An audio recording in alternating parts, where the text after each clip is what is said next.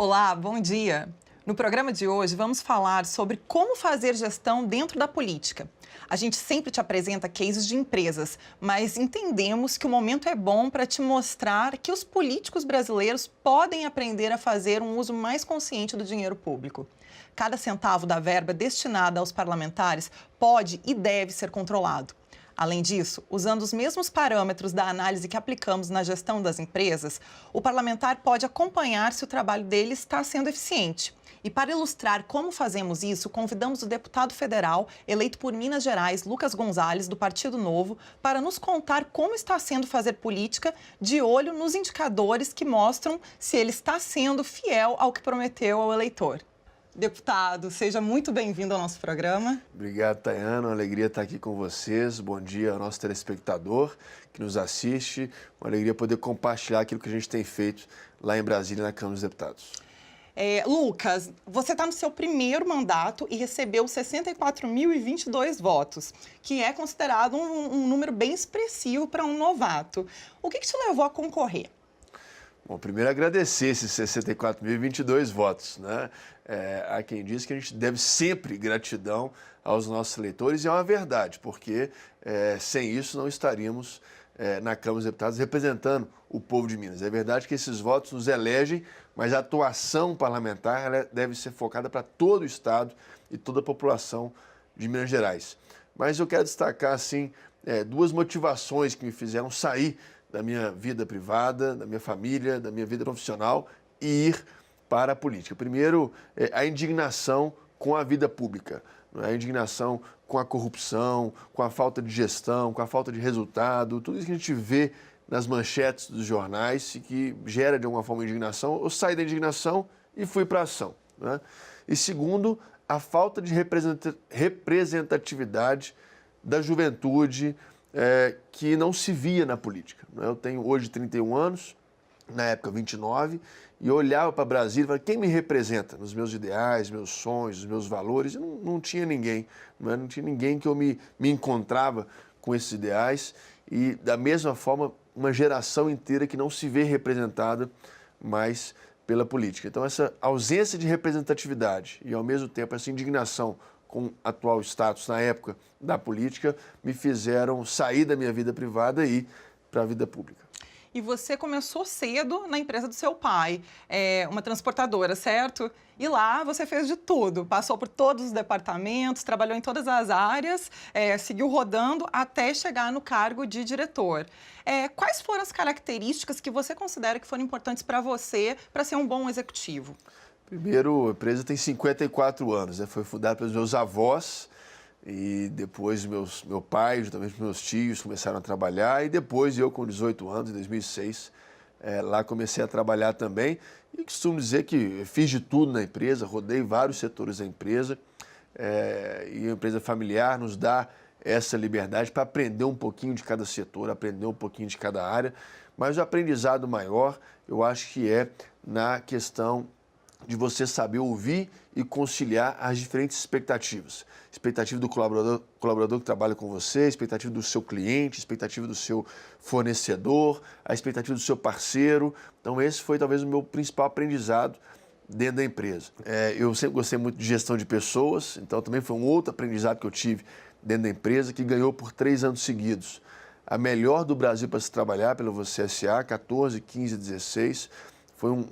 Foram anos de muita intensidade no que tange a gestão de pessoas, que também me fizeram aprender muito nessa questão de como gerir pessoas, como projetar pessoas e como motivar as pessoas. Super útil também na política, né?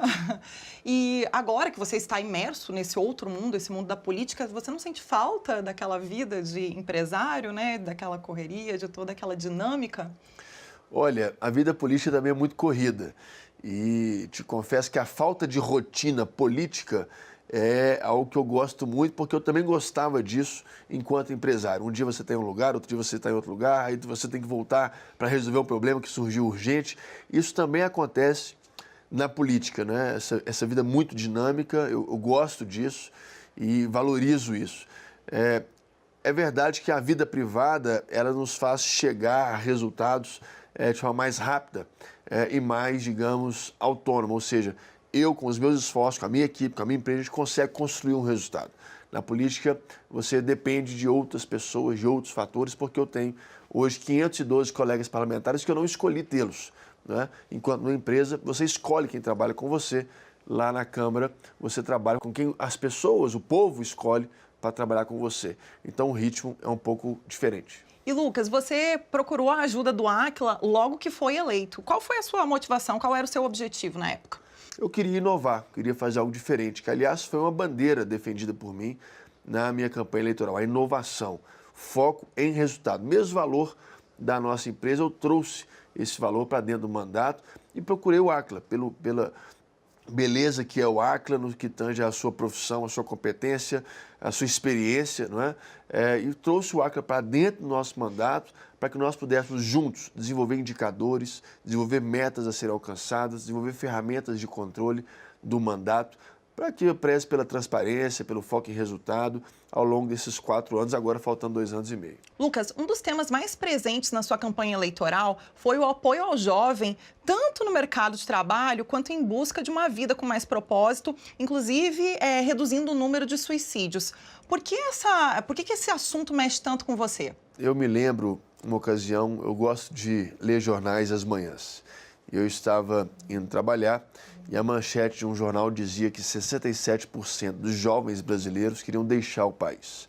Ou seja, esses jovens estão no Brasil fisicamente, mas o coração deles não está mais no Brasil. Eles não se veem no Brasil, eles não se veem empreendendo, eles não se veem perpetuando sua família, eles não se veem realizando seus sonhos no nosso país. E isso é muito triste, né? O Brasil ainda passa por uma década muito difícil, de um desemprego muito alto, em especial na juventude. O desemprego que hoje na nossa nação gira em torno de 13%, se você fizer um recorte só entre a juventude, chega a 28%. Então, é quase que 1 a cada 3 jovens estão desempregados. Nós temos 50 milhões de jovens de 14 a 29 anos aqui no Brasil. Então, isso mexeu muito comigo, né? Essa falta de perspectiva profissional, a falta de acesso ao estudo de qualidade, a falta de acesso ao mercado de trabalho, a falta de acesso a ferramentas para empreender, tudo isso são bandeiras que eu carrego no meu mandato para permitir que o jovem realize os seus sonhos no Brasil. A gente precisa, de alguma forma, despertar a paixão da juventude brasileira de novo pelo nosso país. E a política tem também a sua responsabilidade nisso. Inclusive, a falta de perspectiva profissional é um dos fatores que tem levado ao Brasil a ocupar tristemente o 8º lugar no mundo de suicídios. O suicídio dentro da juventude cresce assustadoramente. É um mal silencioso, mas é uma realidade muito próxima a nós. Às vezes a gente não percebe, a gente não ouve, mas é algo que tem acontecido com muita frequência. Nós temos uma tentativa a cada 40 segundos. É um número assustador.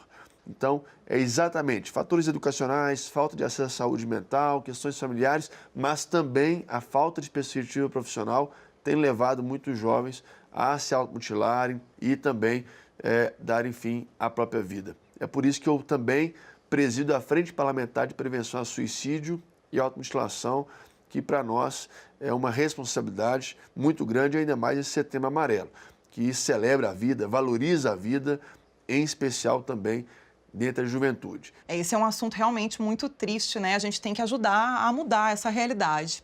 Mas vamos voltar aqui para falar um pouquinho da consultoria. Lucas, os nossos consultores, eles te ajudam a acompanhar o impacto das ações que você realiza. Mas em caso de você executar uma ação e não ter o retorno sobre ela, como que você reage? A gente primeiro faz uma avaliação por que não surtiu efeito, né? A política, infelizmente, a gente não é como uma empresa que você tem resultados mensais, quinzenais ou até semanais de venda, de números, né? Que você consegue examinar aquilo que está dando certo e aquilo que não está. A política a gente não tem isso. Então a gente precisa fazer, às vezes, alguns ensaios para ver o que de fato está dando certo e o que não está dando certo. Posso citar como exemplo que já ao longo do mandato nós fizemos 2 pesquisas públicas de, digamos, satisfação, né? E qualquer pessoa pode entrar e pode responder a sua opinião sobre o nosso mandato. Mas também fizemos 2 pesquisas, digamos, qualitativas, ou seja, nós escolhemos 40 pessoas que representam aquelas pessoas que eu entendo que eu tenho um certo relacionamento, uma certa representatividade, e essas pessoas também respondem uma pesquisa para avaliarmos se a resposta dessa qualitativa, como é que ela está comparada com a quantitativa, né? Para a gente tentar sempre encontrar um meio termo no mandato. E é tão interessante que, às vezes, a leitura de uma não é exatamente a leitura do outro, né? E aí a gente tenta, sempre focando em resultado, sempre muita transparência, a atuação lá em Brasília, na Câmara dos Deputados. E aproveitando que você falou sobre essas pesquisas, então, como que vocês reagem quando vocês têm um feedback negativo? Primeiro, a gente avalia se é um feedback pontual, de alguma coisa assim, muito solitária, né, muito distante da realidade, porque como a pesquisa ela é pública, qualquer pessoa pode entrar. E a política a gente sabe que é impossível você agradar todo mundo. Certamente tem aquelas pessoas que não apoiam o meu mandato, que não aprovam as minhas condutas, não aprovam os meus votos. Então eles podem entrar lá e inclusive dar uma nota muito ruim, né, ao meu mandato. Então a gente tem que avaliar se não é um caso muito isolado. Agora, se a gente tiver uma recorrência nisso, a gente constrói todo um plano de ação, né, para corrigir aquela situação e tentar reverter nos próximos meses e na próxima pesquisa verificar se aquilo de fato foi corrigido. E aproveitando que você falar de plano de ação, você tem um consultor do Aquila que fica lá dedicado a vocês, né? Dentro, inclusive, do gabinete, acompanhando e analisando todos os dados, propondo mudanças, avaliando cenários, acompanhando a execução das ações, né? Como você, como parlamentar, lida com essas planilhas, com essas informações? Elas te ajudam na tomada de decisão? Muito, muito. Eu gosto, né, dessa... tomar decisões com base em dados, né, e não com base no achismo, no achômetro. A política também é um meio que nos leva muito ao achômetro e a gente toma decisão muitas vezes emocionais e poucas vezes com base em dados, em ciência. E o Aquila faz exatamente isso, me ajuda a tomar decisões com base em ciência. Eu posso citar como exemplo, o Aquila tem uma ferramenta fantástica chamada IGMA, não é? Que de alguma forma mede vários indicadores dos 853 municípios mineiros. E nós, parlamentares, temos aproximadamente 16 milhões de reais das chamadas emendas parlamentares para destinar para as mais diversas cidades e projetos de Minas. E com base no IGMA, nós fizemos todo um processo, uma metodologia. O edital é público, aliás, está inclusive aberto o nosso edital para 2021. Qualquer projeto, qualquer município, ele pode se inscrever. E aí o Aquila me ajudou a desenvolver todo um fluxograma, um processo para selecionar os melhores pleitos, os legítimos pleitos, para que destinemos as emendas parlamentares. E aí, só para dar um exemplo, Minas Gerais são diferentes realidades. A gente tem a metropolitana, a gente tem o Triângulo Mineiro muito forte no agronegócio, a gente tem o sul de Minas muito desenvolvido, a gente tem uma realidade muito diferente no norte de Minas e no Vale de Jequitinhonha. E eu tive a oportunidade recente de conhecer a cidade chamada São João das Missões. Inclusive escrevi sobre ela num artigo publicado recentemente, porque é o pior IDH de Minas. Eu nunca fui lá, nunca estive lá e nem sabia da história dessa cidade. Uma cidade que tem uma aldeia indígena, inclusive, muito grande. Mas, segundo o IGMA, é a cidade extremamente carente. E só descobri isso em função do IGMA. E aí tive a oportunidade de destinar para essa cidade, onde eu não tive nenhum voto, onde eu nunca tive na minha vida, mas eu destinei para lá emendas parlamentares por saber que lá é uma das piores IDHs de Minas Gerais. Destinei a emenda parlamentar e depois fui lá conferir o que lá estavam fazendo com recursos destinados. Pessoal, inclusive para quem não sabe, o IGMA é o Índice de Gestão Municipal Aquila, que acompanha dezenas de indicadores sobre os municípios, apontando onde eles precisam melhorar e o que está indo bem. Essa conversa com o deputado federal Lucas Gonzalez vai continuar no próximo bloco. Até já! O Aquila é uma empresa internacional de origem brasileira especializada em gestão por resultados. Temos 450 profissionais com atuação em consultoria, treinamento e tecnologia de gestão. A gestão é fundamental para o sucesso de uma organização e acreditamos que todos os ativos podem ser mais produtivos. Nosso espírito de servir nos faz assumir como prioridade os interesses das marcas que nos confiam seus recursos. Nosso time de sócios e consultores gostam do que fazem e se dedicam sem cessar à busca da excelência.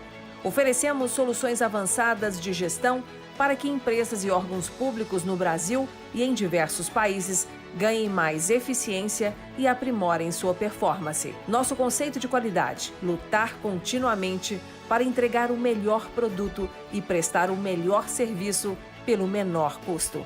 Transforme sua visão de futuro em resultados.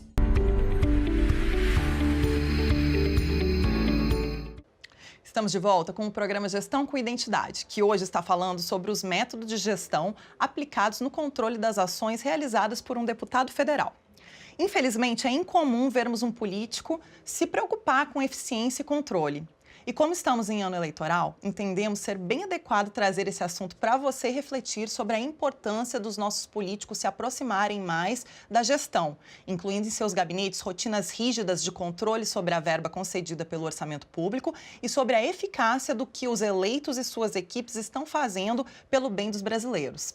Estamos recebendo aqui no estúdio o jovem deputado federal eleito por Minas Gerais, que está em seu primeiro mandato, Lucas Gonzalez. Lucas, eu tenho aqui um dado, um levantamento do site políticos.org.br, que analisa o desempenho dos políticos brasileiros e que indica que você é o melhor deputado por Minas Gerais neste momento e também o 10º considerando os 513 deputados. Este site, ele analisa dados como gastos, assiduidade, fidelidade partidária, processos judiciais e valores das leis apresentadas pelos nossos parlamentares, levando em conta a eficácia delas para o país. Então, eu te pergunto, como você conseguiu esse resultado? Você tinha algum tipo de estratégia? Primeiro, dizer que o ranking dos políticos é uma ferramenta muito interessante porque é a sociedade civil fiscalizando os parlamentares. Eu acho que essa também faz parte da renovação política, uma nova mentalidade da sociedade em relação ao trabalho parlamentar. Mas o que eu tenho feito no meu mandato é cumprir aquilo que eu havia dito que eu cumpriria. É uma gestão austera, ou seja, fazendo mais com menos, me dedicando a resultados, gastando o mínimo que eu consigo gastar de verba pública, apresentando bons projetos, alinhados com aquilo que eu penso de liberdade econômica e me mantendo assíduo na Câmara dos Deputados, presente nas votações, presente nas sessões. Acho que o mínimo que eu posso fazer é estar lá presente, e óbvio, com muita transparência para que não tenha nenhum tipo de envolvimento em corrupção, em coisas que também prejudicam a posição do ranking. Então, isso aí é só uma consequência do nosso mandato. Aliás, eu faço parte da bancada federal do Novo, nós somos 8 parlamentares, 8 que estão aí dentre os 10 do ranking dos políticos. Inclusive, não passa nem um mês que você não apresente um projeto de lei para ser analisado pelas comissões da Câmara dos Deputados. E foi assim também durante a pandemia. Qual foi o impacto do distanciamento social, dessas regras todas que foram impostas, na atividade parlamentar? Olha, o impacto, eu me lembro que ali em março nós ficamos 2 semanas, 1 semana e meia, sem sessão, até se adaptar para o meio virtual. Desde então, inclusive no mês de julho, que tradicionalmente é um recesso parlamentar, 15 dias, nós votamos projetos dos mais inúmeros, como, por exemplo, o próprio chamado Corona Voucher, a lei do auxílio emergencial de R$ 600, que depois foi prorrogado, várias medidas provisórias, dentre elas a de suspensão do contrato de trabalho e redução de jornada com redução de salário, medidas essas que estão aí vistas pela população, votadas e aprovadas pelo Congresso Nacional.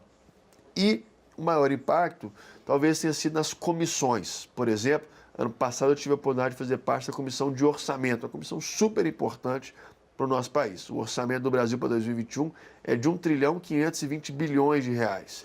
E esse trabalho de analisar o orçamento ainda não se iniciou, exatamente porque a comissão de orçamento ainda não está em atividade em função da pandemia. Então, as comissões temáticas, eu também faço parte da comissão de transporte, pelo meu berço, setor de transporte, da comissão de trabalho, por atuar muito na questão de trabalho, renda, emprego e desenvolvimento econômico. As comissões temáticas, infelizmente, ainda não voltaram às atividades, mas o plenário, as grandes votações estão aí em pleno vapor. Lucas, e a gente fala muito aqui no programa sobre a importância dos rituais de gestão. Lá no seu gabinete, você também adotou esse modelo, que implica em reuniões semanais do Aquila com a sua equipe e também reuniões mensais com você. Essas reuniões, elas te ajudam no seu trabalho? Os rituais exatamente para a gente avaliar como tem sido o nosso mandato, né? Então, nós desenvolvemos 9 indicadores. O Aquila, o consultor do Aquila que trabalha no mandato, ele vai avaliando os 9 indicadores ao longo da semana, ao longo do mês, ao longo do semestre e vai nos balizando como nós estamos indo. Um indicador que eu gosto de destacar, por exemplo, é o indicador de gestão financeira. Nós temos uma meta no meu mandato de economizar pelo menos 50% da verba que um parlamentar, entre aspas, teria direito. Então, o consultor do Aquila me ajuda a manter uma posição sempre de austeridade, de muito respeito ao recurso público e de extrema transparência com os nossos gastos. E aí vamos monitorando como estão os nossos, digamos, gastos de gabinete. Hoje, no mandato até agora, nossa economia gira em torno de 56%, já tendo economizado um pouco mais de 2 milhões de reais, com a meta de alcançarmos 4 milhões de reais em economia nos 4 anos de mandato. Lucas, você criou um projeto de lei que prevê que os filhos possam trabalhar com os pais sem precisar pagar impostos até eles completarem 18 anos. Você se inspirou na sua própria história como filho de um empreendedor, trabalhando nos negócios da família desde cedo para defender esse projeto de lei? Me inspirei na realidade. A realidade é que o filho vai trabalhar com a mãe, vai trabalhar com o tio, vai trabalhar com o pai num comércio, numa loja, numa feira, num negócio qualquer que eles eventualmente tenham, e o pai não quer registrar o filho, porque se registrar vai pagar imposto. E para o filho é importante que ele esteja registrado, porque eventualmente ele vai ter uma experiência ali formalizada para depois ir trabalhar numa outra empresa, trabalhar num outro lugar, ganhar experiência em outro lugar. Então, eu fiz esse projeto de lei, ele está avançando, lento, infelizmente, a pandemia atrapalhou muito o ritmo dos projetos que a gente tramita exatamente nessas comissões temáticas antes de ir a plenário, mas espero que esse seja um projeto que tenha bom êxito lá no Congresso Nacional. E qual foi a receptividade dele lá na Câmara dos Deputados? Foi boa, foi boa. A turma gosta dos projetos, né? Mas, de fato, o processo é um pouco lento e se nós não ficarmos atentos, é como se fosse um prato de comida aí no self-service que não é a mesma pessoa que coloca, não é? São vários parlamentares que vão dando pitaco ali no prato, né? Então um coloca o arroz, aí o outro coloca o feijão, o outro... aí quando sai o prato não sai bem do jeito que você imaginava, né? E aí você precisa ir corrigindo ao longo do caminho. Aproveitando que estamos falando sobre empreendedorismo, vamos estender a conversa para abordar a questão dos MEIs, microempreendedores individuais. Você também tem um projeto para facilitar a adesão das pessoas ao programa. O que deve mudar, na sua opinião? Eu sou irmão mais velho de 5 irmãos. Eu me lembro quando adolescente, meu pai falava assim: Lucas, você não pode fazer isso, isso e isso. O resto todo, então, subentende-se que eu posso fazer. É muito diferente se ele dissesse assim: você, de alguma forma, você só pode fazer isso, isso, isso. E o resto todo eu não posso fazer. Também é assim com os MEIs. O Brasil tem uma lista taxativa de atividades que podem ser MEIs. E o resto todo não pode. E aí alguém quer inovar, alguém quer empreender, alguém quer fazer alguma coisa diferente, olha para essa lista e não se vê lá. Fala, poxa, então eu não posso ser MEI. A gente quer trocar isso. A gente quer fazer com que a lista seja de profissões que não podem ser MEI. E o resto todo pode ser MEI. Então, alguém quer empreender, alguém quer inovar, alguém quer fazer alguma coisa diferente, inventar uma profissão que nem existe ainda, aliás, o século XXI vai ser marcado por isso, pode ser MEI. Né? Não vai precisar esperar o Congresso Nacional ou o Ministério da Economia colocar na lista lá que agora quem faz bolo artesanal assim, assim, assim, assado, pode ser MEI. Isso não pode acontecer. Né? Então, a gente quer trocar essa lógica e colocar o que não pode ser MEI e o resto todo fica liberado para ser MEI. E aproveitando que você acabou de citar aqui a sua vida pessoal, então você é o filho mais velho de 5 irmãos e também casado, pai de 2 filhos. Com o entendimento que você já tem da vida parlamentar e dos bastidores da política, isso te estimula a pensar em concorrer novamente em 2022? Eu estou gostando muito de ser político. Acho que um dos meus grandes desafios é me manter fiel àquilo que eu tracei como propósito no meu mandato, que é inspirar pessoas e transformar o Brasil. Enquanto as minhas ações, as minhas atitudes, os meus votos estiverem inspirando as pessoas pelo exemplo, pela transparência, e o foco seja o Brasil, a transformação do Brasil, eu acho que vou estar sendo fiel a esse propósito e vou poder continuar contribuindo com a vida pública. Mas isso não depende de mim, depende das pessoas. E falando dessa inspiração, você tem mais de 53 mil seguidores no Instagram e publica tanto assuntos pessoais, envolvendo sua família, né, quanto detalhes da vida parlamentar. Essa mistura, ela faz bem para o seu perfil? O seu público gosta desse tipo de publicação? Eu gosto da transparência, né, e valorizo muito a família. E eu acredito muito que famílias fortes geram uma sociedade forte. Também é por isso que eu valorizo a minha família, exatamente para inspirar as pessoas a valorizarem as suas famílias, né? E é com base na minha família, enraizado na minha família, que eu trago toda energia, todo entusiasmo, toda esperança para a atividade profissional, para o mandato, para a vida, né? Então eu sempre gosto de mesclar a vida parlamentar, a vida familiar. Eu acho que isso é transparente e, de alguma forma, também inspira as pessoas a acreditarem que famílias fortes geram uma sociedade forte. Ótimo, excelente. E vamos falar um pouquinho sobre a sua visão da reforma administrativa que está tramitando agora no Congresso. Tem gente que ainda acha a reforma um pouquinho acanhada. Uma importante mudança seria a perda da estabilidade, o que só afetaria quem tomasse posse, então, após a aprovação da proposta da emenda constitucional. Você acha que a PEC traz a dose certa de mudança? Perceba que política não é tão simples. De um lado, nós estávamos esperando a reforma já há tanto tempo e ela chegou. Que bom que ela chegou, não é? De outro, a gente esperava uma reforma um pouco mais agressiva e ela veio, sim, um pouco mais acanhada, mas ela veio, não é? Então, é encontrar o meio termo disso, trabalhar o texto no Congresso, o Congresso vai trabalhar esse texto.